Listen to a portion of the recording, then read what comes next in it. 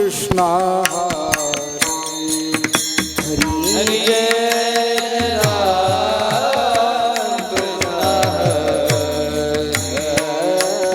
हरि जय राम कृष्ण हरी जय राम कृष्ण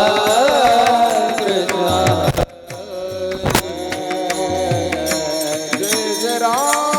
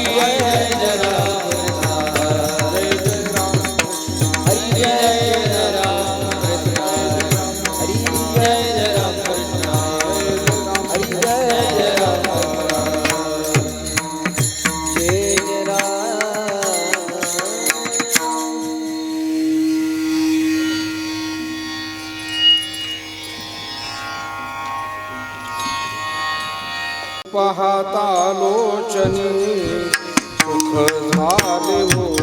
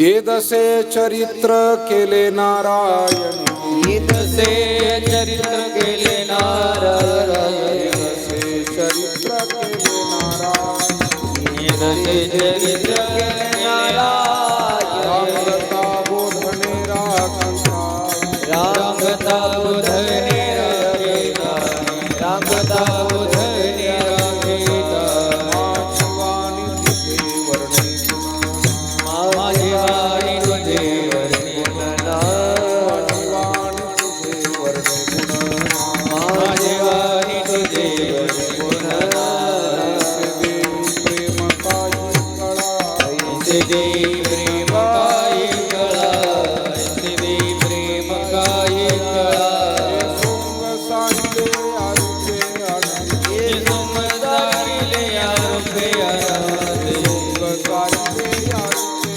आनंद ये समजारिले आरोपे आराधे पुढे बहु करणे आहे पुढे बहुत करणे आहे पुढे बहुत करणे आहे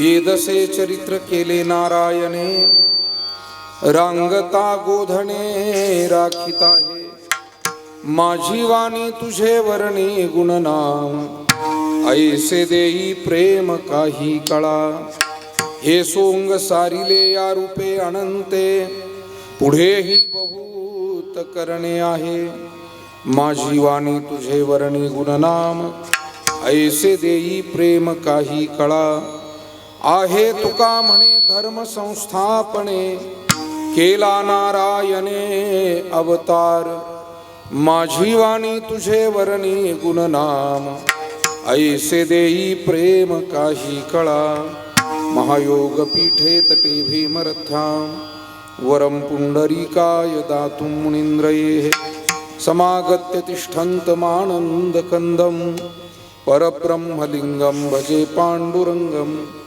गजाननं भूतगणादिसेवितं कपित्थजम्बूफलचारुभक्षणम् उमासुतं शोकविनाशकारकं नमामि विघ्नेश्वर पादपङ्कजं मनोजवं मारुततुल्यवेगं जितेन्द्रियं बुद्धिमतां वरिष्ठं वातात्मजं वानरयूथमुख्यं श्रीरामदूतं शरणं प्रपद्ये कर्पूरगौरं करुणावतारं संसारसारं भुजगेन्द्रहारं सदा वसन्तं हृदयारविन्दे भवं भवानी सहितं नमामि मस्तकहे पायावरी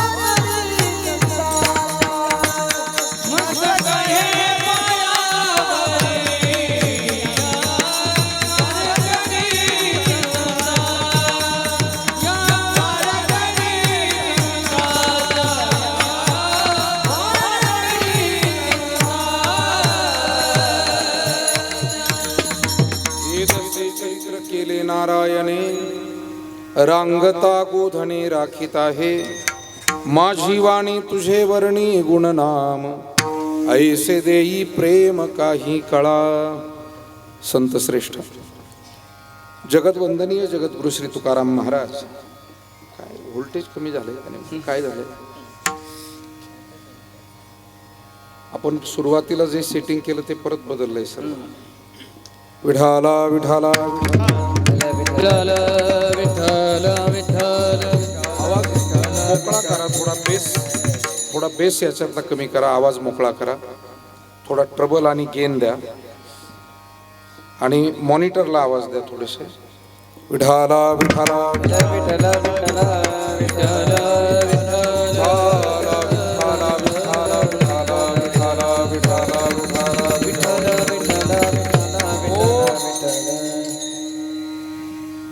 महाराजांच्या गाथेतील बाळक्रीडा या प्रकरणातील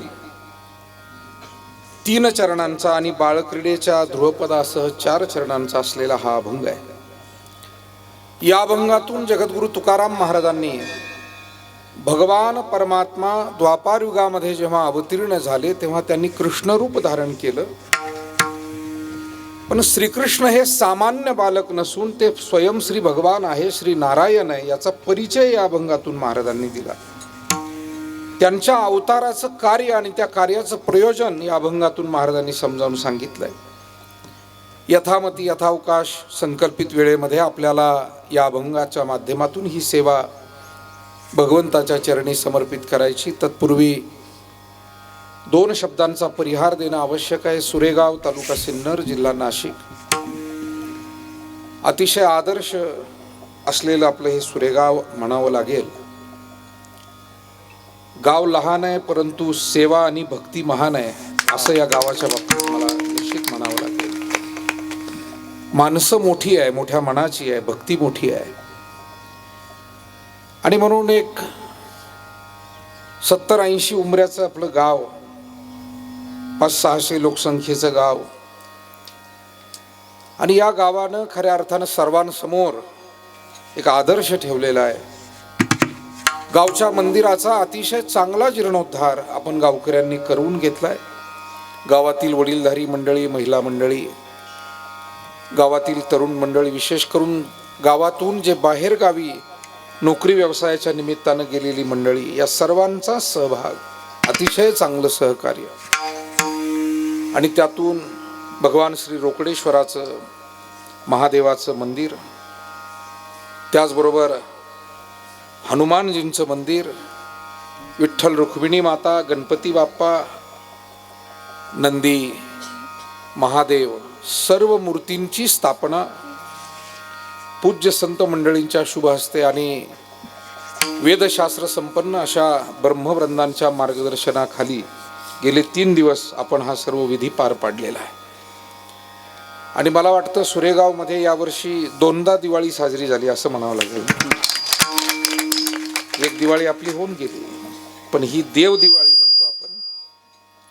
देवांच्या आगमनानं इथे विठोबाचे राज्य आम्हा नित्य दिवाळी, विष्णुदास नामा जीवे भावे ओवाळे, असा अनुभव तुम्ही गावकऱ्यांनी गेले 3 दिवस घेतलाय. सगळं गाव उभं आहे, तत्पर आहे, सेवा करतायत, भजन भक्ती आणि सगळ्या पूजा अर्चनेमध्ये सहभागी आहे. आणि म्हणून अशा या अत्यंत आदर्श अशा गावी आज त्रिदिनात्मक मूर्ती प्राण प्रतिष्ठा सोहळ्याची सांगता काल्याच्या कीर्तनानं या ठिकाणी संपन्न होते आहे. आपल्या रोकडेश्वराचे आणि आपल्या सर्व पूज्य संतांचे आशीर्वाद, त्याचबरोबर गावातील आपणा सर्वांची श्रद्धा आणि वारकरी संप्रदायातील आपली सगळी भजनी मंडळी, बालगोपाळ, या सगळ्यांचंच योगदान.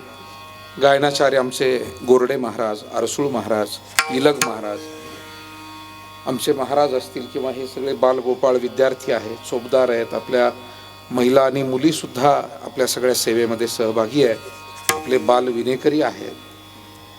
आणि समोर बसलेले आपण सर्व श्रोते, सज्जन, मायबाप,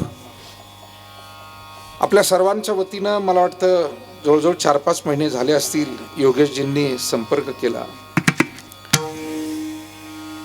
आमचे एक गुरुजी आहेत, जोशी गुरुजी राहुरीचे, त्यांच्या माध्यमातून सहज बोलणं झालं आणि मला त्यांनी या कार्यक्रमाची कल्पना दिली. आपणा सर्वांचा निरोप माझ्यापर्यंत पोहोचवला. आणि इथे आल्यानंतर मात्र भाग गेला शिन गेला अवघा झाला आनंद. कारण नेवाशावरनं मी सकाळी 7:30ला निघालो आहे आणि बरोबर 10 वाजता कुठेही आम्ही 1 मिनिटासाठी देखील थांबलो नाही. थेट इथपर्यंत तिथून बसल्यानंतर बरोबर 2.5 तासामध्ये आम्ही इथे पोहोचलो. पण इथे आल्यानंतर मंदिर पाहिलं, आपण सगळे भेटलात, आपली सर्वांची माणुसकी, आपुलकी, प्रेम, सरपंच काय, दादा काय, सगळी मंडळी भेटली, आपण सगळे तरुण मंडळी भेटला आणि खूप आनंद वाटला. कारण शेवटी असं आहे की माणसाच्या अंतःकरणातील भावना या न बोलता प्रगट होत असतात. फूल जसं आपण डोळे बांधून जरी पाहिलं, पण मोगऱ्याचं फुलं हे डोळे बांधून तुम्ही ओळखू शकता, गुलाबाचं फुलं हे डोळे बांधून तुमच्या समोर आणलं तरी ओळखू शकता. तसंच आहे माणसाच्या अंतःकरणातल्या सद्भावना, या परिचय फार नसला तरी त्या कळत असतात. आणि त्या सद्भावनेची श्रीमंती आपल्याकडे असली पाहिजे. आणि मला वाटतं या सुरेगावमध्ये ती सद्भावनेची, भावभक्तीची श्रीमंती आहे, वैभव आहे. आणि म्हणून तर एवढं मोठं कार्य तुमच्या हातून परमेश्वरानं हे करून घ्यावं, करून घेतलं. भगवंतालाही ते आवडलं म्हणून भगवान आले. अनेक गोष्टी मनुष्य आपल्या कर्तृत्वानं, ज्ञानानं करू शकतो, पण ईश्वराचं कार्य भाग्याशिवाय घडत नाही. मायबाप हो, आपण सगळेच परमार्थातली जाणती मंडळी आहात. खरं तर तुमच्या पत्रिकेवर नजर टाकल्यानंतरच मला समाधान वाटलं की ज्या पद्धतीनं सदगीर महाराज आले, जगताप महाराज आलेत, अनिल महाराज पाटील येऊन गेले. घराची कळा अंगण सांगतं, तसं गावाचे संस्कार सप्ताहाची पत्रिका सांगते. नागनाथ महाराज गावाचे संस्कार कशावरून कळतात? त्या गावच्या सप्ताहाची पत्रिका फक्त नजरेखालून घालायची. गाव कळतं, गावाचा संस्कार कळतो, विचार कळतो. आणि म्हणून मला ती पत्रिका जेव्हा व्हॉट्सअपला मिळाली त्यातच आनंद वाटला. अरे वा, चांगली मंडळी आहे, चांगली माणसं तुम्हाला कळत आहेत, त्यांना आणलं पाहिजे हे समजतंय. नाही तर परिस्थिती आता थोडीशी चुकीच्या दिशेनं चाललेली आहे. विठाला विठाला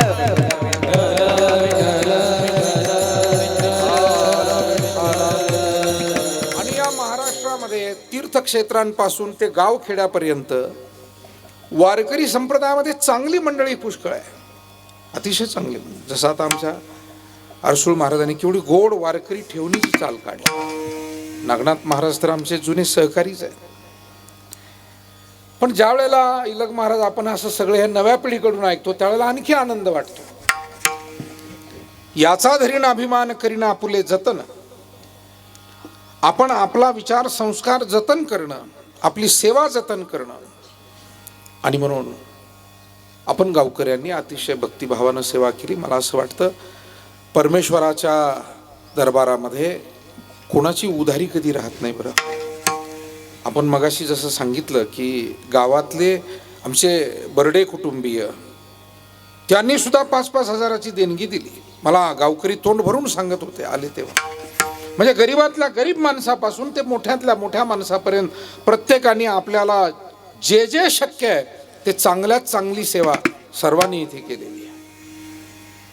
पण एक गोष्ट आहे, परमेश्वर हा कोणाची उधारी ठेवत नाही. तो आपण जे काही केलंय, अहो ही धरणी माता पाहणा, आपण एक धान्य पेरावं तर त्याचे 1000 दाणे ही देते. मग देवानं बनवलेली पृथ्वी जर एवढी सफल आहे तर त्याची केलेली सेवा किती पटीनं सफल होत असेल आणि किती पिढ्यांना ती पुण्याई पुरत असेल. मायबाप हो, आपण जर कोणाचे शाप घेतले तर म्हणतात ते अनेक पिढ्यांना पुरतात. तसं आपण हे आशीर्वाद घेतो हे सुद्धा अनेक पिढ्यांना उपयोगी येतात, अनेक पिढ्या सुखी होतात, आनंदी होतात. आणि म्हणून हे जे मंदिराचं कार्य तुमच्या पिढीच्या हातून जे घडलंय आज, हे पुढच्या 10-5 पिढ्यांसाठीचं काम तुम्ही करून ठेवलेलं आहे. आणि म्हणून फार मोठी सेवा आहे. तुका म्हणे करा सेवा आली जीवावरी तरी. माणसाला जीवावर काही प्रसंग बेतला तरी सेवा सोडू नये असा संदेश संत महात्म्यांनी दिला. आणि सेवेनं परमात्मा आपलासा होतो, अंकित होतो, नुसता आपलासा नाही. होय भक्ती केला तैसा पुरवी धरावी ते इच्छा. आणि त्याचा आशीर्वाद हा काही डोळ्यांना दिसत नाही. आपण आईवडिलाची सेवा करतो, मुक्या प्राण्यांची, परमेश्वराची, संताची, ग्रंथाची, समाजाची सेवा करतो. तिथून मिळणारे जे आशीर्वाद असतात ना ते काही दिसत नाही. जसं आपल्याला ऑनलाईन पैसे ट्रान्सफर केले तर दिसतात की याच्याकडनं इतके 1000 आले, त्याला तितके द्यायचे. ते ट्रान्झॅक्शन दिसतं, आशीर्वादाचं दिसत नाही, परंतु त्याची काही लक्षण आहे. आपल्याला अंतकरणात प्रसन्नता अचानक वाटू लागली असेल, आपलं जीवन हे आनंदी वाटत असेल, आहे त्या परिस्थितीत आपण खूप समाधानी आहोत असा अनुभव येत असेल, समजायचं आपल्या पाठीशी भक्कम आशीर्वाद आहेत. त्या आशीर्वादाची ताकद आहे. कारण मायबाप हो, आशीर्वाद कमी पडले तर श्रीमंती सुद्धा सुख देत नाही, हे वाक्य ध्यानात ठेवा. आशीर्वाद जर कमी पडले ना. आणि म्हणून आपल्या घरांमध्ये आजही संस्कार येतो, आपल्यासारख्या सर्व कुटुंबांनी तो जपलेला आहे की आपण सकाळी देवपूजा करतो, आपण गाई गुरांना वेळेत चारा पाणी करतो. हे सगळे आशीर्वादच आहे. आलेले पाहुणे रावळे, अतिथी, वारकरी, शेतकरी कोणी आपल्या घरी आले, आपण त्यांना भोजनाचा आग्रह करतो, चहापान देतो. तुकाराम महाराज म्हणाले, नका तरी हे हो नका देऊ अन्न, फुकाचे जीवन तरी पाजा. नाही आपल्याला कोणाला जेव घालण्या इतपत आपली परिस्थिती, पण महाराज म्हणाले निदान आलेल्या माणसाला पाणी पिल्याशिवाय तरी जाऊ देऊ नका. आणि म्हणून कबीर महाराजांचा एक दोहा आहे, संपत नाही तो हात जोड कर, दे लोटा भर पाणी, कबीरदास यह तो संतन की है बानी. संपत्ती नसेल तर संपत नाही तो हात जोड कर, दे लोटा भर पाणी. नसेल संपत्ती. आणि म्हणून आपण आपल्या घरासाठी फक्त पैसे कमावत नाही, आपण आशीर्वादही कमावतो. ही आपली संस्कृती आहे महाराष्ट्राची आणि भारताची. ही आपल्याला संत परंपरेनं, आपल्या वाडवडिलांच्या परंपरेनं लाभलेली आहे. आपण भाग्यवान आहोत की आपल्याला माऊली ज्ञानेश्वर महाराज, संत नामदेव महाराज, संत गोरोबा काका, संत सावता महाराज, संत सेना महाराज, संत नरहरी महाराज, संत रोहिदास महाराज, शांती ब्रह्म एकनाथ महाराज, जगद्गुरु तुकाराम महाराज, निळोबाराय, संताजी महाराज, याच परंपरेमध्ये पुढे अनेक थोर संत मंडळी झाले. त्यामध्ये सद्गुरु जोग महाराज असतील, पूज्य भगवान बाबा असतील, गंगागिरी बाबा असतील, पाटील बाबा असतील, जोपुळकर ज्यांनी शोध लावला समाधीचा, निवृत्तीनाथ महाराजांच्या, कारण सगळ्या समाध्याच होत्या. मग केवढी संत परंपरा आपल्याकडे आहे. आणि महापुरुषांची परंपरा म्हणाल तर छत्रपती शिवरायांचा वारसा, अहिल्या देवींचा वारसा आपल्या महाराष्ट्राला आहे. किती महापुरुष, किती थोर, सगळ्यांची नावं घ्यावी तेवढी थोडी आहे. आणि म्हणून आपण भाग्यवान आहोत की आपल्याला ही संस्कृती आपल्यामध्ये रुजवली गेलेली आहे की आपण फक्त आपल्यापुरतं जगत नाही, आपण गावाचा विचार करतो, आपण देवाचा विचार करतो, आपण भावाचा विचार करतो, आपण समाजाचा विचार करतो. आणि मायबाप हो, याच्यातच जीवनाचं सुख दडलेलं आहे. याच्यात सुख दडलेलं आहे. सुखाची गुरुकिल्ली काय? जी माणसं स्वतः पुरतं जगायला गेली ती माणसं नंतर एकटी पडली, ती माणसं दुःखी झाली. हे आपल्याला अवतीभोवती काही वेळा पाहायला मिळतं. पण जे माणसं सर्वांना प्रेम देत राहिले, मदत करत राहिले. साने गुरुजींनी सर्व धर्माचा सारांश एका प्रार्थनेत सांगितलेला आहे. खरा तो एकची धर्म जगाला प्रेम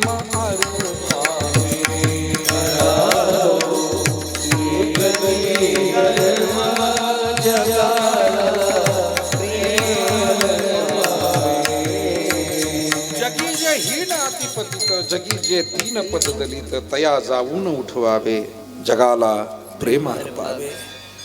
मायबाप हो, आपली संस्कृती आहे. आणि म्हणून आपल्यासारखे स्त्री पुरुष सज्जन माणसं आजही समाजामध्ये आहेत की जे आपल्यापुरतं जगत नाहीत, शेजाऱ्यासाठी शेजार धर्म पाळतात, गावकऱ्यासाठी गावकीचा धर्म पाळतात. आता ही आपली बाहेर गेलेली जेवढी काही मुलं कुटुंब आहेत, शेवटी आपलं गाव आहे, आपली जन्मभूमी आहे, आपलं दैवत आहे. आपल्या वाडवडील माणसांनी, आपल्या गावकऱ्यांनी आपल्याला निरोप दिला, गेलं पाहिजे. केवढी चांगली भावना आहे, केवढी चांगली भावना आहे.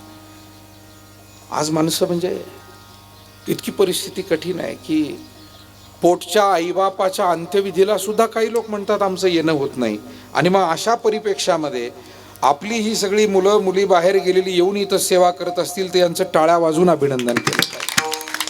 आपली नोकरी सांभाळून, आपला व्यवसाय सांभाळून, वेळ देऊन, आता बरेच जण ड्युटीमुळे काही येऊन गेले, काही आलेत, पण सगळे आले, सहभागी झाले, सगळ्यांनी सहकार्य केलं.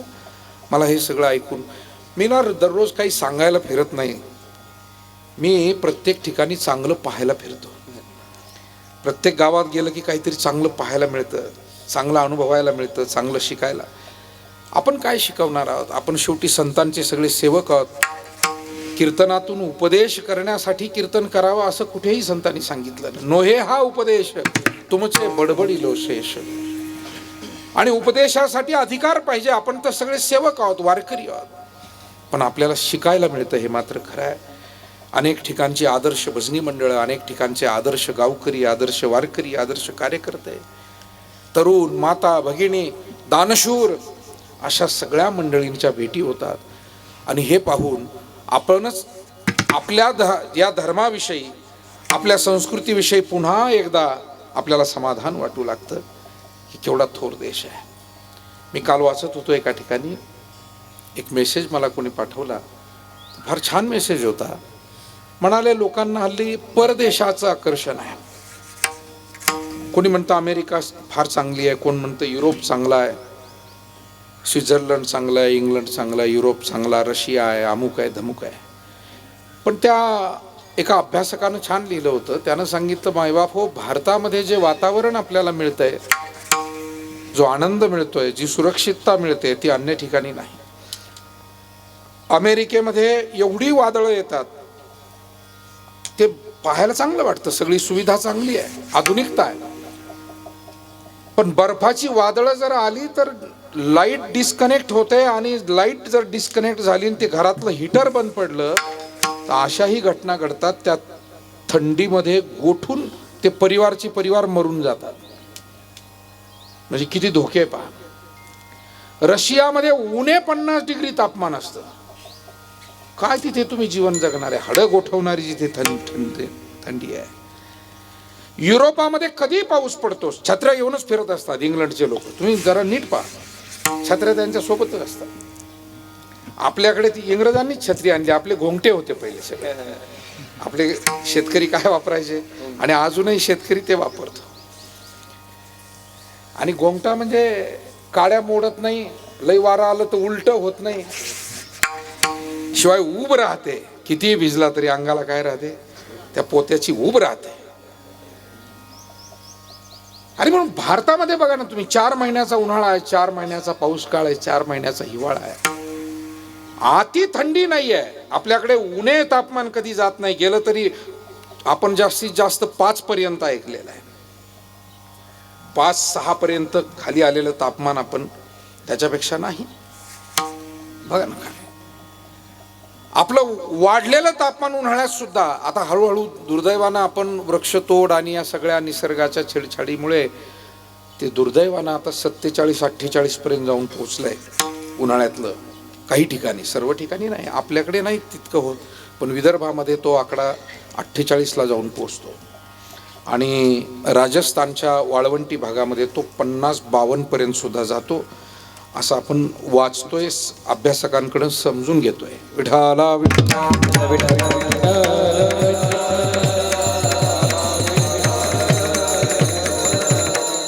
तरी पण एकंदर विचार केला तर आपलं पर्यावरण, आपली ही भारतभूमी, आपली खाद्य संस्कृती. आता मला सांगा, जिथे 8 महिने बर्फच असतो तिथे ज्वारी कशी पिकवणार, हरभरा, कडधान्य पिकतच नाहीये. त्या ठिकाणचा गहू सुद्धा त्या याच्या खाली दबलेला असतो बर्फाखाली, नंतर तो बर्फ काढल्यावर मग तो गहू काढावा लागतो, असं मला काही तिथल्या लोकांनी, आपले जे लोक गेले त्यांनी सांगितलं. रशियातली गोष्ट. मुद्दा असा आहे, म्हणून या भूमीवरती आपलं प्रेम असेल यात नवल नाही.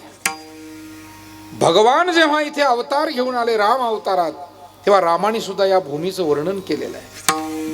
भारतातून लंकेमध्ये गेले, रावणाला मारलं, आणि लंकेतून परत त्यांना आपल्या भारतभूमीमध्ये, मातृभूमी अयोध्येमध्ये यायचं होतं. आणि लक्ष्मणजी रामाला म्हणाले की प्रभू, काय सुंदर सोन्याची नगरी आहे, युद्ध संपलेलं आहे, धामधूम संपलेली आहे, आपण जरा फेरफटका मारून येऊ का, आपण चला, आपण सगळेजण जाऊ. लक्ष्मणजी जेव्हा असं म्हणाले तेव्हा राम म्हणाले, लक्ष्मणा, मी काही रावणाची ही सोन्याची लंका पाहायला आलो नव्हतो. मला माझं कार्य होतं विनाशायच दुष्कृता, दुष्टांना दंड देणं हे कार्य आहे. आणि म्हणून इथे यावं लागलं, सीतेची सुटका करणं आवश्यक होतं, यावं लागलं. पण आता 14 वर्ष पूर्ण झालेले आहे, आणि मी वेळेत आपण सगळे पोचलो नाही तर भरत हा अग्नी पेटवून त्यामध्ये उडी घेईल, कारण त्यानं तसा माझ्याकडनं शब्द घेतलेला आहे की 14 वर्ष पूर्ण झाल्याबरोबर तुम्ही अयोध्येमध्ये आलं पाहिजे. आपली जी भारतभूमी, आपली जी जन्मभूमी, ती आपली वाट पाहते आहे. आणि वाल्मिकी रामायणातला श्लोक आहे, मायबापू, अपि स्वर्णमयी लंका न मे रोचन्ते लक्ष्मण, जननी जन्मभूमिश्च स्वर्गादपि गरीयसी. अपि स्वर्णमयी लंका न मे रोचन्ते लक्ष्मण. सोन्याची लंका मला रुचत नाही लक्ष्मणा, कारण जननी जन्मभूमिश्च स्वर्ग. आपली मातृभूमी, आपली माता, आपले लोक हे स्वर्गापेक्षाही सुंदर आणि श्रेष्ठ असतात. आणि मला वाटतं ते या सुरेगावमध्ये सत्य ठरलेलं आहे. तुम्ही सगळ्यांनी ते सिद्ध केलेलं आहे. विठाला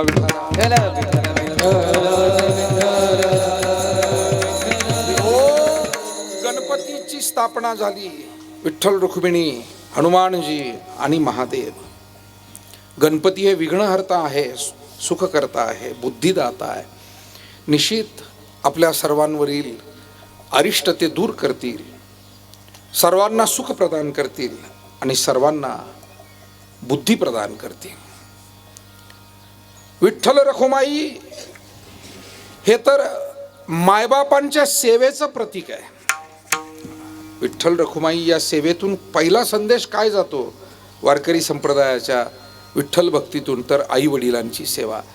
कारण भगवान विठ्ठल रूपात येऊन उभे राहिले त्याचं कारणच आहे आई वडिलाची सेवा. पुंडलिका भेटी परब्रह्म आलेगा. साक्षात परब्रह्म या जगाचा नियंता करता करविता परमात्मा पुंडलिकाला भेटायला आला. पुंडलिकाने कोणतं तप केलं, कोणती साधना केली होती? त्यानं आई वडिलांची सेवा केली. माय बापे के म्हणला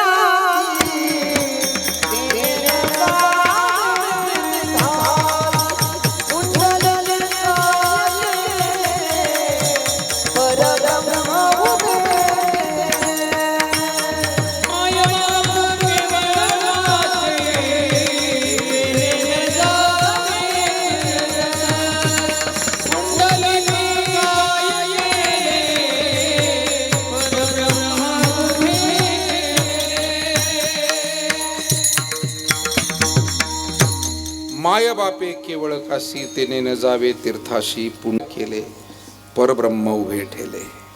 परमात्मा उभा राहिला येऊ. आणि म्हणून विठ्ठलाची जी सेवा आहे, विठ्ठल भगवंताची जी भक्ती आहे, ती आई वडिलांच्या सेवेची प्रेरणा देते. आणि अजूनही आपल्या गावखेड्यामध्ये, शेतकऱ्यांमध्ये, आपल्या गावाकडच्या सगळ्याच कुटुंबामध्ये अजूनही आई वडिलाची सेवा केली जाते. गरिबी असेल, अडचणी असतील, पण तरी सुद्धा दवाखान्यात घेऊन जातात, औषध उपचार करतात. घरातला करता माणूस कधी कधी स्वतःची तुटलेली चप्पल घेत नाही, पण बापाची आईची औषधं घेऊन येतो. आदर्श उदाहरणं अजूनही आहे. चुकीची थोडीफार उदाहरणं असतील, पण चांगली उदाहरणं सुद्धा आपण दिली पाहिजे ना. सकारात्मक जे चांगलं चालू आहे त्याचंही कौतुक केलं पाहिजे. त्या चांगली मुलं मुली आहेत. कोणी दूर बाहेर नोकरीला असतील, पण त्यांचं लक्ष आहे, ते दक्ष आहेत, सुखादुःखात उभे आहेत, सहकार्य करतायत. मला वाटतं ही सेवा आहे. आजच्या काळात श्रावणबाळ व्हायचं म्हणजे काही आईवडिलाला खांद्यावर घेऊन काशीला जायचं असं नाही आहे. त्यांना पंढरपूरला जायचंय, तिथून 2000 रुपये पाठवून दिले तरी तुम्ही श्रावणबाळ झाला. सोपं आहे. आजच्या काळात श्रावणबाळ म्हणजे काय, तशीच कृती करणं म्हणजे ते होणं नव्हे, तर आजच्या काळाला अनुसरून त्यांच्या ज्या भावना आहेत त्या आपण जपणं, त्या सेवेमध्ये सहभागी होणं. घरून जर वडिलांचा फोन आला की बाबा आपल्या मारुतीरायाचं आणि रोकडेश्वराचं काम होत आहे आणि आपल्याला 21,000 द्यायचे, आणि मुलानं म्हणावं दादा तुम्ही चांगला संकल्प केलाय, मी घेऊन येतो आणि तुमचा संकल्प 21,000चा मी पूर्ण करतो, याला म्हणावं आदर्श पुत्र, आदर्श सून, आदर्श मुलगा कोण आहे? हाच आहे. आणि हे मी म्हणतो की हे इथे सिद्ध झालंय. आणि म्हणून विठ्ठल रखुमाई आपण जी बसवली ती मायबापांच्या सेवेची प्रेरणा देते. गणपती हे बुद्धिदाते आहेत, विघ्नहर्ते आहेत. हनुमानजी बल प्रदान करणारे, पण बुद्धीसह बल प्रदान करणारे. श्री गुरु चरण सरोज रज निज मनु मुकुर सुधारी. वर्णौ रघुवर विमल जसु जोदायकु फलचारी. बुद्धिहीन तनु जानिके सुमिरौ पवन कुमार. बल बुद्धि विद्या देहु मोहि हरहु कलेश विकार. बल बुद्धी विद्या हे हनुमानजी, तुलसीदासजी म्हणतायत आपण माझे श्रीगुरु आहात आणि आम्हाला बुद्धी द्या, विद्या द्या, नुसतं बळ देऊ नका. कारण नुसतं बळ आहे, पण ज्या बळाला विचारांची जोड नाही ना, ते बळ चांगलं काही घडण्याला कारण होण्यापेक्षा वाईट घडण्याला कारण होऊ शकतं. म्हणून बळ हे रावणाकडेही होतं आणि हनुमानजींकडेही होतं. पण रावणाच्या बळाला सद्भावनेची, सद्विचाराची, संस्काराची जोड नव्हती. आणि त्याच्यामुळे त्यानं आपली ताकद सीतेला चोरून नेण्यासाठी, देवांना कारागृहात टाकण्यासाठी आणि नवग्रहाची पूजा जग करतंय, पण रावणानं बळाचा उपयोग काय केला तर नवग्रहाची पायरी केली. आता मला सांगा, इतकं उद्धट वागण्याची काही आवश्यकता होती का? बरं, एवढं उद्धट वागून त्याला काही एखादा जीवन गौरव पुरस्कार मिळाला का? लाईफ टाईम अचिव्हमेंट असा काही पुरस्कार मिळाला? आजपर्यंत लोक जाळतातच आहे त्याला. काय रावणला आपण दर दसऱ्याला जाळतो ना, त्याचं कारण काय? त्या प्रवृत्तीचा निषेध आपण आजही करतो की जिथे शक्तीचा उपयोग विधायक करण्यापेक्षा विघातक केला जातो, ती शक्तीच आम्हाला नको आहे. ती जळालेली बरी. आपण म्हणतो ना जळो, अगदी त्या पद्धतीच. आणि म्हणून शक्ती रावणाकडे आहे, पण रावणाचं दहन. शक्ती हनुमानजींकडे होती, पण हनुमानजींचं पूजन. गावागावात हनुमानजी आहे, वाडी वस्तीवर हनुमानजी आहे, अनेकांच्या देवघरात हनुमानजी आहे. त्यांची भक्ती आपण करतो. त्याचं कारण त्यांनी आपली शक्ती रामकार्यासाठी, सीतेला सोडवण्यासाठी, सर्वांच्या सुखासाठी आपली शक्ती त्यांनी उपयोगाला आणली. सर्वांना आनंद होईल यासाठी ते झटले. मला वाटतं हा संदेश त्यांच्या भक्तीतून आपल्याला मिळतो. म्हणून बलबुद्धी विद्या देऊ मोही. आणि महादेवाचं काय वर्णन करणार? महादेव बडा देव सब देव नका बाबा. गीतेमध्ये जसं ईश्वराच्या बाबतीत विश्वरूप पाहिल्यानंतर अर्जुनाच्या मुखातले उद्गार आहेत, त्वमादिदेव पुरुष पुराणस त्वमस्य विश्वस्य परम निधानम त्वमव्यय शाश्वत धर्म गोप्ता सनातनस्त्वम पुरुषो मतो मे. गीतेच्या 11व्या अध्यायामध्ये जेव्हा विश्वरूप दाखवलं भगवंताने, तेव्हा अर्जुन म्हणाला, देवा आजपर्यंत मी अजानता महिमानम तवेदम मया प्रमादात प्रणयन वापी. ओळखीचेने दाटपणे बहुतची घडले. माऊलींनी वर्णन केलं. ओळखीमुळे देवा मी तुम्हाला मेहुणा समजलो, मित्र समजलो. अर्जुन श्रीकृष्णाला म्हणतोय, बरं मेहुणा होताच ना, कारण श्रीकृष्णाची बहीण सुभद्रा अर्जुनाची पत्नी आहे. देवा आजपर्यंत मी मेहुण्याच्या नात्यानं कधी तुम्हाला बोललो, मित्राच्या नात्यानं कधी बोललो, सारथी या नात्यानं कधी तुमच्याशी. पण हे विश्वरूप पाहिल्यानंतर लक्षात आलंय तुम्ही सामान्य नाही आहे. कृष्ण रूप घेऊन या जगत उद्धारासाठी परम ब्रह्म परम धाम पवित्रम परमम भवान पुरुषम शाश्वतम दिव्यम आदिदेवम अजम विभूम. तुम्ही या जगाचं परम धाम परमेश्वर आहात आणि आदिदेव आहात. मला आदिदेव शब्दासाठी बोलायचं. त्वमादिदेव पुरुष पुराणस. सर्वात जुन्या काळातील देवा तुम्ही आहात, तुमच्या अगोदर काहीही नाही. आणि जुन्या काळातील परमेश्वरा तुम्ही आहात. म्हणजे कृष्ण आहे ते कोण आहे? तेच परब्रह्म तत्व आहे, ईश्वर तत्व आहे. आणि मूळ ईश्वर तत्व काय आहे? तर ते शिवतत्व आहे, भगवान शिव. जाऊ द्या, मी सोपा प्रश्न विचारतो.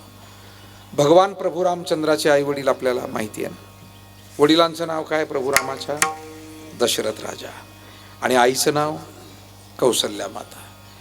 श्रीकृष्णाचे जन्म देणारे आणि पालन करणारे दोन्ही आई वडील आपल्याला माहिती, वसुदेव देवकी नंद यशोदा.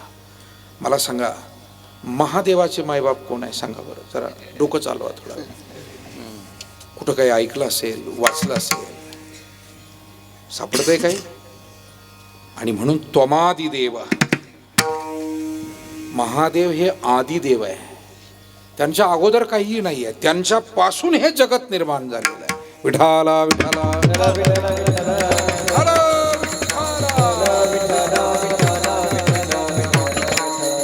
याचा अर्थ असा नाही आहे की राम हे लहान आहेत, कृष्ण हे लहान आहेत.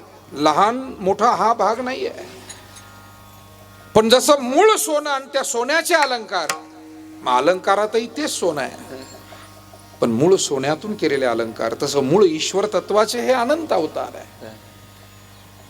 भगवंताने तो विचारच मांडलेला आहे. सोनयाचे मणी केले ते सोन्याचे सुती ओविले. अशा पद्धतीने हे जगत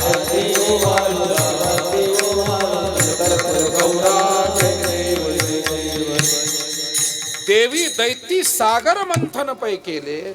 समुद्र मंथन झालं कारण ब्रह्मशापानं इंद्राची संपत्ती समुद्रात पडली. इंद्राचं गतवैभव परत त्याला मिळवून द्यावं म्हणून देव आणि दैत्य एकत्र आले. मेरू पर्वताची रवी, वासुकी सर्पाचा दोर राक्षसांनी देवांनी मिळून कृष्ण परमात्मा रांगू लागलेला आणि खोड्या करू लागला. काय खोड्या करायचा? कधी कधी एखादी गवळण डोक्यावरती दह्या दुधाचे माठ घेऊन बाजारला निघालेली कृष्णानं रांगत जावं, छोटा होता, आणि तिचा पदर ओढावा आणि मग डोक्यावरचे ते माठ खाली पडावे आणि मग त्या गवळणीनं म्हणावं, पदराला पदराला पदराला रे कान्हा, पदराला पदराला पदराला धरू नकोस,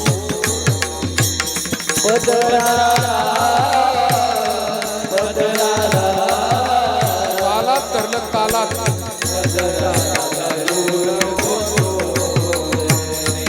कान्हा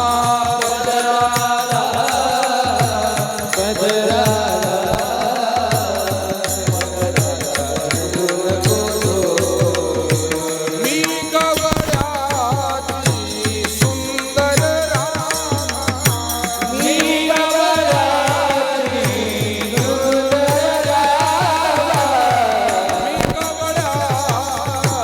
सुंदर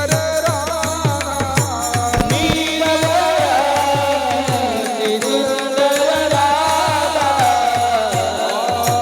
तुझी माझी नाही शिन गोड रे कान्हा, पदराला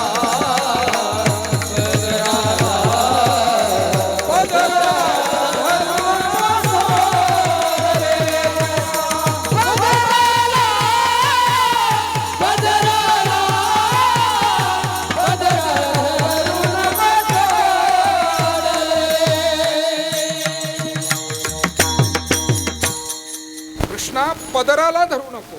हा पदर कोणता आहे? पैठणचे आमचे शांतीब्रह्म एकनाथ महाराज त्याचं विश्लेषण करतात.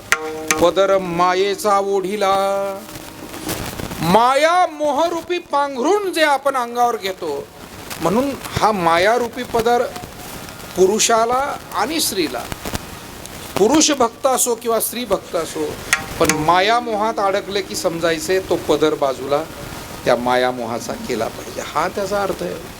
हे कृष्णचरित्र. हल्ली लोकांनी कृष्णचरित्र म्हणजे इतकं त्याचं वाटोळं करून ठेवलं.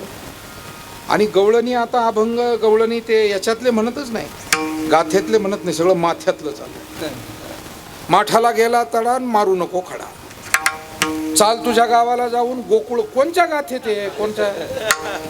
कोणच्या गाथेत मला दाखवा बरं, हे गोकुळ फिरून पाहू कुठे. आपले हजारो अभंग संतांचे आहेत. हे पहा, आता ही मुलं बसलेली आहे, शिकली सवरलेली आहे. पुस्तकातलं उत्तर न देता मनाचंच जर लिहिलं तर मार्क पडतील का? अहो, शेवटी ज्या कन्सेप्टचं जे उत्तर आहे अपेक्षित ते तुम्हाला तिथं द्यावं लागेल. तसं गाथेतले अभंग न म्हणता हल्ली कोणतेही अभंग म्हणतायत, हल्ली कोणत्याही गवळणी म्हणतायत. मनाच्या रचना, आणि त्याला काही ताळतंत्र नाही. कृष्ण हा भक्तिरसाचा विषय आहे, पण तो त्यांनी केवळ आणि केवळ एक हास्य विनोदाचा विषय करून ठेवलेला आहे, आणि म्हणून शृंगार रसाचा विषय केलेला आहे. मला वाटतं ते बरोबर नाही. कृष्णाच्या चरित्रात शृंगार आहे, पण शृंगार हेच त्याचं ध्येय नाही आहे. कर्तबगार माणसं सुद्धा नीटनेटके कपडे घालतात, पण दिवसभर कपडे बदलत राहणं हा त्यांचा उद्योग नसतो. बरोबर आहे की नाही? कामातली माणसं सुद्धा नीटनेटकं राहतात, पण तेवढंच काम आहे का त्यांना? नाही. तसं कृष्ण चरित्रामध्ये शृंगार असला तरी शृंगारासाठी कृष्णाचा अवतार नाही आहे. आणि म्हणून कृष्ण आता खोड्या करतोय. एक गवळण आलेली आहे. रात्री आला माझे घरादारी, निजला होता म्हातारा, घेवोनी ताकाचा डेरा फोडीला सैरा त्यावरी. आमचे सासरे बुवा झोपलेले होते, ताकाचं मडकं घेतलं. यशोदे, तुझ्या पोरानं 4-2 पोरं घेऊन आला खेळत खेळत, आणि ताकाचं मडकं आमच्या म्हाताऱ्याच्या डोक्यात फोडलं. सांग आता या कृष्णाला काय करायचं? आता याच्यात अर्थ द्या ना. ताकाचं मडकं म्हाताऱ्याच्या डोक्यात काय? थोडं गमतीनं सांगतो त्यांना. वय झालेलं आहे, पण तरी जो मनुष्य, जी स्त्री किंवा जो पुरुष पूजा करत नाही, पोथी वाचत नाही, नामस्मरण करत नाही, आयुष्यभर तर केलंच नाही, पण आयुष्याच्या शेवटी सुद्धा करत नाही, अज्ञानाच्या झोपेत झोपलेला आहे. ही झोप कोणती आहे? अज्ञानाची आहे. त्याला जाग करण्यासाठी ताकाचंच मडकं का? कारण त्याला सांगायचंय, ज्या संसारात अज्ञानात तू झोपलाय ना, तो संसार या ताकासारखा आहे. उठ, चाल केलासी मोकळा म्हणे विठ्ठल, म्हणून ताकाचं मडकं त्याच्या.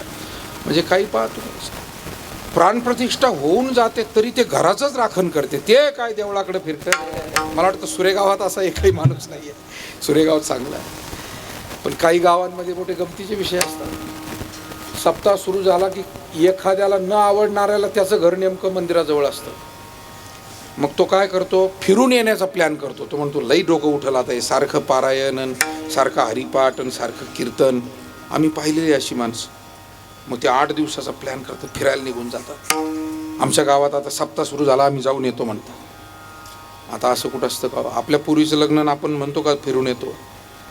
आणि म्हणून तर माणसांना मी सुरुवातीला जे म्हणालो ना, पैसे असले तरी सुख मिळत नाही. त्याचं कारण त्यांना आशीर्वाद घेण्याची संधी असूनही आशीर्वाद घेता येत नाही. आणि काही कुटुंब असतात जे मठा मंदिराच्या देवळाच्या जवळ, पण किती आदळ लागू द्या त्यांची तयारी असते. टाळकरी आले पाणी प्यायला प्या, महाराज आले चहा घ्यायला घ्या, वारकरी आले मुक्कामाला या. अशी सुद्धा माणसं अनेक चांगली असतात. मला असं वाटतं आशीर्वाद घेण्याची जेव्हा जेव्हा संधी आहे ते आशीर्वाद घेतले पाहिजे. विठाला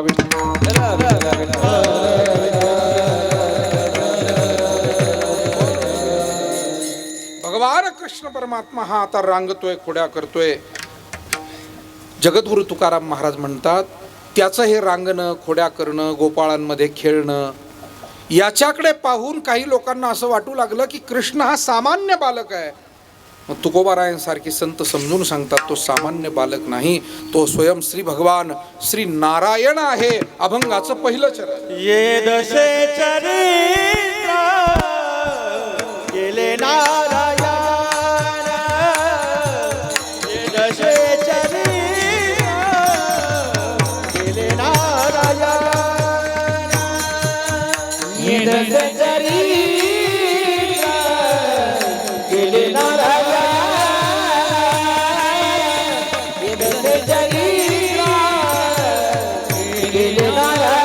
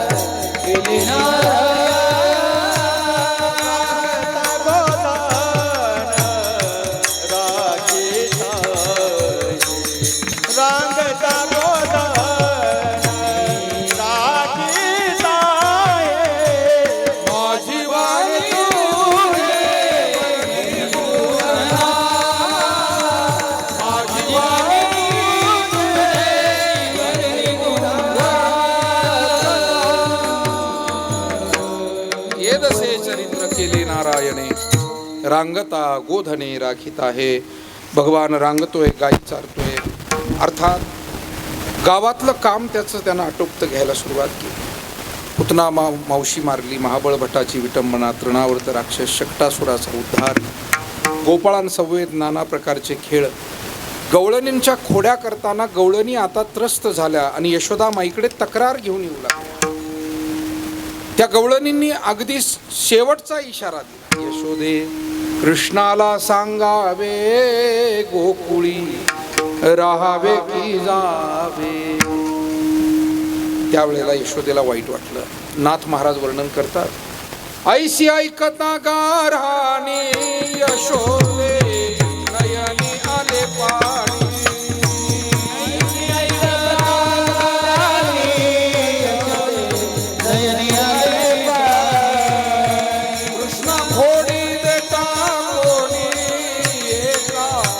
जनार्दनी चरणी कृष्ण होरी जनार्दनी चरणी. प्रेम तया श्यावरे ना, प्रेम तया श्यावरे ना, प्रेम तया श्यावरे ना, प्रेम तया श्यावरे ना. यशोदे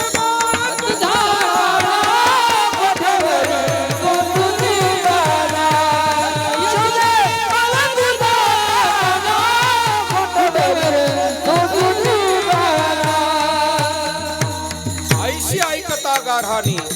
यशोदे नयनी आले पाणी, कृष्णा खोडी दे टाकोनी. कृष्णा, अरे बाबा, घरात काय कमी आहे म्हणून तू या खोड्या करतोय, चोरी करतोय? काय उणे का करीतोसी चोरी, किती सांगो तरी नाही कशी हरी.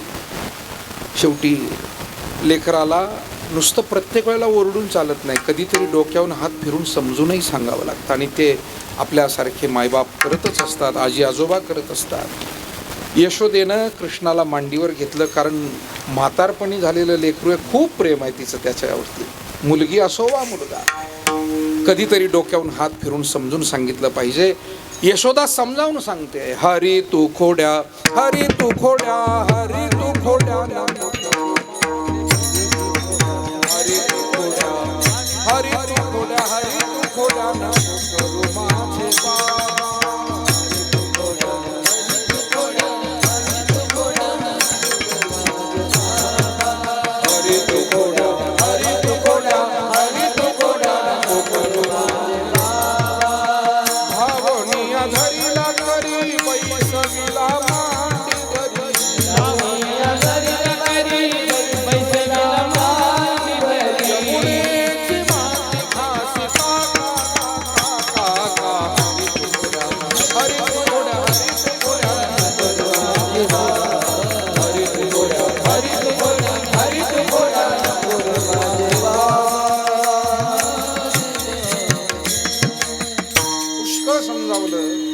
पण कृष्णानं आईच्याही खोड्या केल्या. कधी कधी आई जर रागावली तर तो रुसून बसायचा. एकदा असंच झालं, सकाळची वेळ होती, यशोदामाई चुलीला सारवण करत होती, सडा संमार्जन करायचं होतं, सकाळची वेळ. आणि रांगत रांगत कृष्ण आला, कुठल्या तरी वेलीवरचं एक फूल तोडून आणलं आणि आईला विचारू लागला, आई हे कशाचं फुल आहे सांग बघू. आता कामात असलेली आजी आई ती रागावतच असते. यशोदामाई म्हणाली, कार्ट्या हो तिकडं. यशोदाबाई म्हणली, मी काम करते तुला कळत नाही, माझ्याकडे फूल घेऊन आलाय. असं म्हटल्यानंतर कृष्णाला राग आला. त्याला वाटलं इंद्रदेवादिकांना सुद्धा मी भेटत नाही, येऊ देव द्या, इंद्रदेवालाही मी भेटत नाही. आणि काय झालं, माझी टोपी असं मला वाटलं, मला काय झालं, मी तुमच्याकडे पाहून बोलत होतो, तुम्ही तिकडे खुणाखुणी करत. मी बाळाला सांगतो, पण तुम्ही माझ्याकडे लक्ष द्या ना. मी काय कमाल झाली आता, मग माझ्याकडे लक्ष नाही म्हणलं, असं नका करू. शेवट शेवट विठाला विठाला.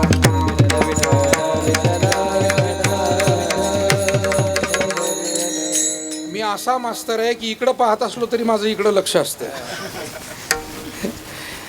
आणि एक शिस्तीत सेवा करणारा माणूस आहे, त्यामुळे माझं सगळीकडे लक्ष असतं. One time at a time. काय सगळे आहेत की नाही अवधान, तरी अवधान एक वेळ दिजे, मग सर्व सुखाशी पात्र होईजे, हे प्रतिज्ञोत्तर माझे. शेवटी मी काय सांगत होतो, भगवान कृष्ण परमात्मा फुल घेऊन आलेला आहे. आईला म्हणतोय, कोणतं फुल आहे? आणि आई म्हणते, अगं मी काम करते तुला कळत नाही, कार्ट्या हो तिकडं. राग आला, रुसून बसला, सापडेच ना. आणि मग यशोदामाई रडू लागली, त्याला पाहू लागली. माझा कृष्ण देखिला काय, कोणीतरी सांगा गे सांगा. हाती घेऊनिया फूल, अंगणी रांगत आले मुल.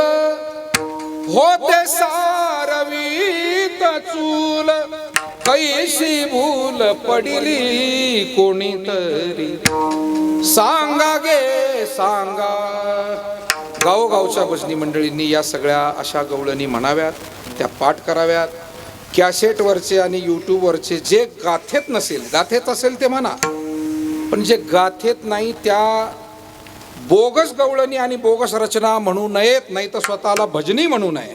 विठाला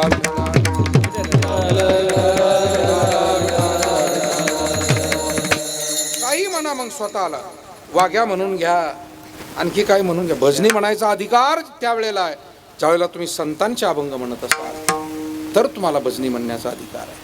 आणि म्हणून किती गोड भजन आहे तो, पण ते सगळं आपण विसरून गेलो, सोडून दिलं.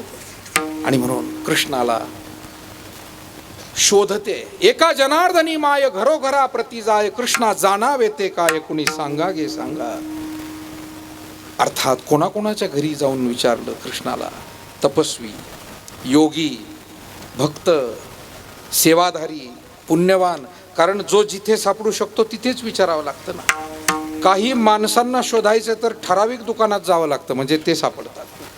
तसं देव जर सापडवायचा असेल तर कोठे नका पाहू करा हरी, कोठे नका पाहू करा हरी, कोठे नका पाहू करा हरी, कोठे नका पाहू करा हरी, तेथे अवचिता सापडेल, तेथे अवचिता सापडेल, तेथे अवचिता सापडेल.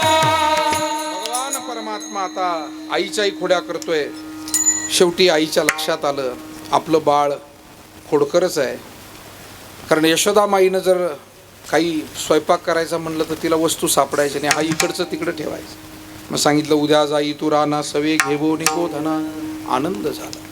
गाई गोपाळ सवंगडे वना, गाई गोपाळ सवंगडे वना वना, गाई गोपाळ सवंगडे वना.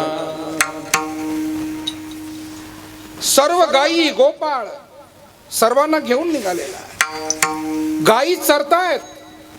यमुनेच्या वाळवंटात अर्ध वाळवंट रिकाम आहे, उन्हाळा दिवस आहे, अर्ध्या भागातून पाणी वाहत आहे आणि गोपाळांसोबत श्रीकृष्ण खेळतोय. मायबाप हो, आपल्याला सर्वांमध्ये जेवढं मिसळून राहता येईल तेवढे आपण आनंदी राहतो हे आज जगानं सांगितलंय. जगातल्या तज्ज्ञांचंही हेच मत आहे की जे मिळून मिसळून तुम्ही राहाल तेवढे तुम्ही आनंदी राहाल. आणि हेच आम्हाला संतांनी कितीतरी दिवसापूर्वी सांगितलं, मेळविली मांदी वैष्णवांची. एकत्र येण्यानं आनंद वाटतो, दुःख कमी होतात, नवीन प्रेरणा मिळतात, उत्साह वाढतो. आणि म्हणून देव जरी असला तरी मी देव आहे आणि मी या शेंबड्या पोरांमध्ये कशाला खेळू असं तो म्हणला नाही हो. महाराज म्हणतात तशी ती पोरं किती सामान्य होती. गवळी याची ताक पिरे कोण पोरे चांगली, दया दुधाचे ओघळ अंगावर आलेले त्याची घुरट घाणी येते असे ते मुलं. पण भगवान म्हणाले नाही, शेवटी या सगळ्यांशिवाय मला महत्त्व नाही आहे. मी सर्वांमध्ये असलो तर मला आनंदही मिळेल आणि या सर्वांची सेवा घडेल. म्हणून परमेश्वरानं ज्यांना ज्यांना मोठेपण दिलेलं आहे, कुणी धनवान असेल, कुणी ज्ञानवान असेल, कुणी गुणवान असेल, प्रसिद्ध असतील, मिसळून राहा तरच तुम्ही आनंदी राहाल. एकटे बाजूला जाल तर एकटेच पडाल. विठाला विठाला.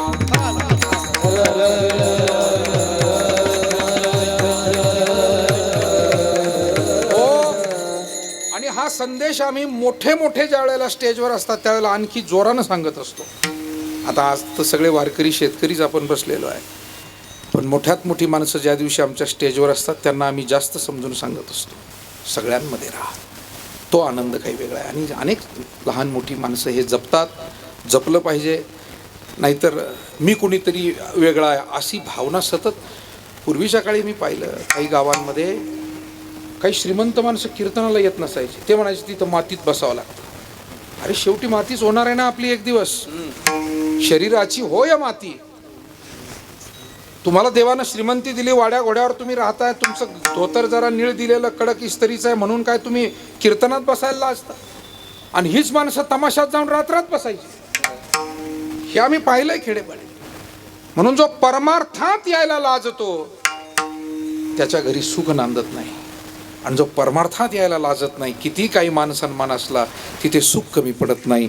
तिथे सुख घडोघडी वाढू लागे. विठाला.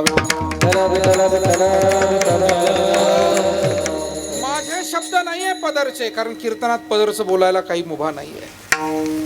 पदर संतांचे शब्द आहे. लाजे त्याशी वाटा नाही. या सुखाचा वाटा जो लाज धरील त्याला नाही आहे. आणि म्हणून इथे भगवान आले, गोपाळांशी खेळू लागले. विटी, दांडू, चेंडू, लगोरी, नाना परी खेळ मांडीला लगोरी.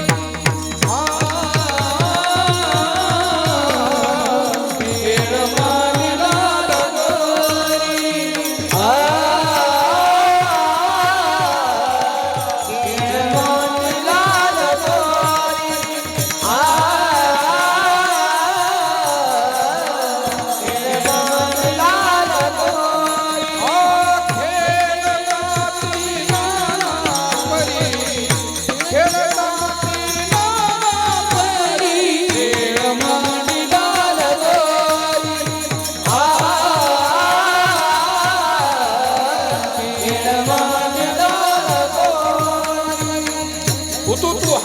लगोरी नाना प्रकारचे खेळ.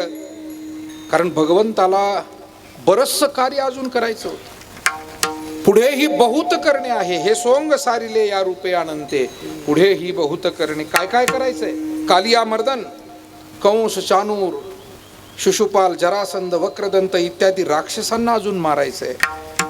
मग तो एक एक कार्य करत चाललेला आहे. आणि शहाणा माणूस गुंतून पडत नसतो. कुठेही गेला तरी तो त्याला वेळेचं भान, आपल्या बसलेल्या सगळ्या स्त्री पुरुषांना हे भान असतं. बाजाराला जो माणूस जातो ना, तो बाजार झाल्याबरोबर येतो. आणि जो बाजारात फिरायला जातो ना, तो दुकानदारांनी संध्याकाळी गठुडे बांधले तरी तिथंच हिंडत राहतं ते. कारण ते काही कामाला गेलेलंच नाही आहे.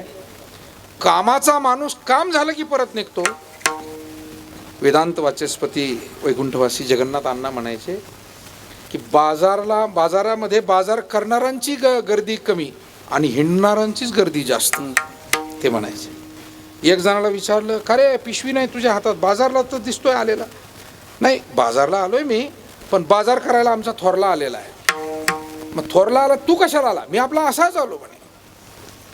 माणसानं नेहमी कर्तव्यदक्ष राहावं. आणि कर्तव्यात पुढे पुढे काय आपल्याला करणं गरजेचं आहे त्याचा वेध घेऊन पुढे वाटचाल करत राहावी. गुंतून पडू नये. कैक माणसं व्यसनात गुंतले ते तिथेच गुंतले, बाहेर पडले नाही. काही माणसं भूषणात गुंतले, ते मरेपर्यंत त्यांच्या डोक्यातून ते निघलंच नाही, त्याच्यातच गुंतले. काही माणसं प्रसिद्धीत गुंतले, अनेक कामं राहून गेली.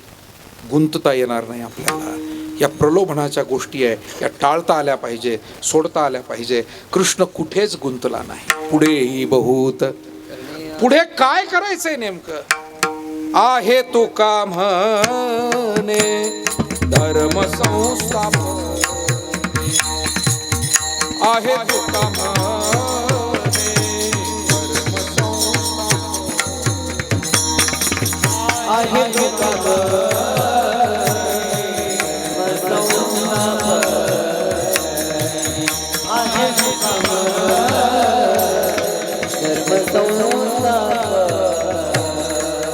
केला नारायण अवतार. केला नारायण अवतार. माझी वाणी वरली बोलना. माझी वाणी वरली विठोपार हरे विठोबार माये विठोपार विठोबार माये विठोपार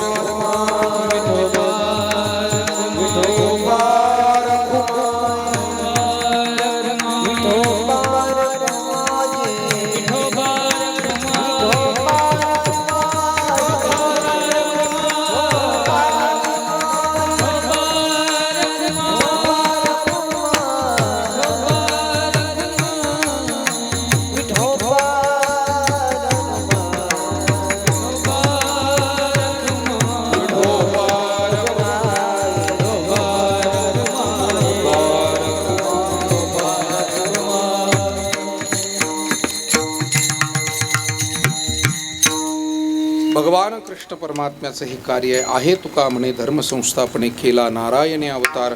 तो स्वयं श्री भगवान श्री नारायण आहे. आणि म्हणून तर सामान्य बालक जरी दिसत असला तरी त्याच्या लीला या अतर्क्य, अचिंत्य आणि अफाट स्वरूपाच्या आहेत. बालक हे कार्य करू शकत नाही. राक्षसांना मारणं, संघटन करणं, सर्वांना एका योग्य दिशेनं घेऊन जाणं, याच्यासाठी काहीतरी दिव्य विभूती असल्याशिवाय हे शक्य नाही. आणि म्हणून भगवंतानं हे कार्य केलं. गोपाळ खेळता खेळता एक गोपाळ पुढे आला. खांदी भार पोटी भूक काय खेळायाचे सुख. भगवान म्हणाले, चला वळू गाई बैसो जेऊ एके ठाई. इंद्रियरूपी गाई विषयरूपी रानामध्ये सरतायत, तोपर्यंत काला नाही, त्याचा प्रसाद नाही. आणि म्हणून इंद्रियांना माघारी बोलावल्याशिवाय, अंतर्मुख केल्याशिवाय भक्तीचा आनंद मिळत नाही. सर्वांची शिदोरी एकत्र केली आणि भेदभाव न करता सर्वांना तो काल्याचा प्रसाद दिला. तुका म्हणे काला कोठे अभेद देखिला. आणि तो प्रसाद आपल्याला संत महात्म्यांच्या विचारातून, त्यांच्या मार्गदर्शनातून मिळाला. या संतांनी तोच काल्याचा विचार, तो प्रसाद आपल्यामध्ये रुजवला आणि म्हणून आपल्याही जीवनामध्ये सुख, शांती, समाधान, आनंद, आपल्या जीवनामध्ये संस्कृतीचं पालन आणि संसाराची उन्नती घडत राहावी, अशीच प्रार्थना आजच्या प्राणप्रतिष्ठेच्या निमित्तानं भगवान श्री रोकडेश्वर, श्री हनुमानजी, विठ्ठल रुक्मिणी, गणपती बाप्पा सर्वांच्या चरणी करतो.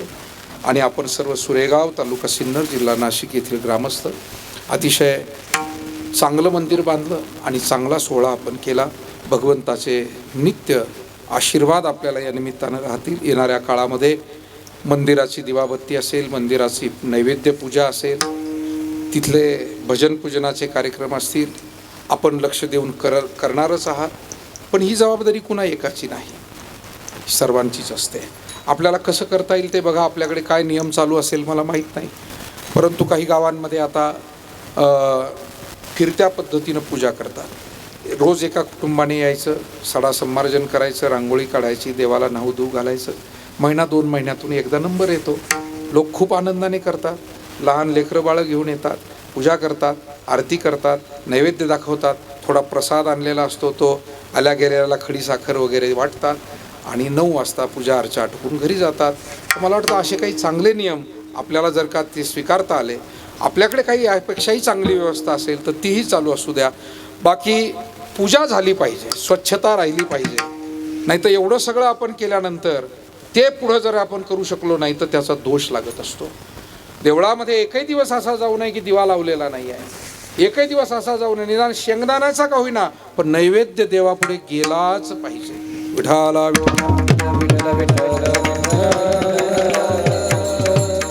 साखर असेल, खडी साखर असेल, शेंगदाणे असेल, आणि या सगळ्या गोष्टी आपण कराल याची आम्हाला सगळ्या वारकऱ्यांना खात्री आहे. आपल्या हातून हे चांगलं सेवा कार्य घडो. भगवंतानं काल्याचा जो प्रसाद दिला त्याचं वर्णन केलेलं आहे. खडकी सोडियल्या मोठा, आजीचा दही काला गोमटा, घ्यारे घ्यारे दही भात आम्हा देतो पंढरीनाथ, मुदा घेऊनिया करी पेंद्या वाटी तोशी दोरी, भानुदास गीती गात प्रसाद देतो पंढरीनाथ. एकदा वर हात करून सगळ्यांनी जयघोष करायचा. पुंडलिक वरदा हरी विठ्ठल श्री ज्ञानदेव पंढरीनाथ भगवान ज्ञानेश्वर महाराज, जगद्गुरु तुकाराम महाराज, श्री गुरु निवृत्तीनाथ महाराज, बजरंगबली हनुमान, प्रभु रामचंद्र भगवान, गोपाल कृष्ण भगवान, नमः पार्वती मध्ये हर हर महादेव. भजन करा ज्ञानेश्वर माऊली, ज्ञानेश्वर माऊली ज्ञानराज, वर हात करा, भजन करा, भजन करा. अरे बाबा सगळ्याची क्लिप घे. ज्ञानेश्वर माऊली ज्ञानराज माऊली, ज्ञानेश्वर माऊली.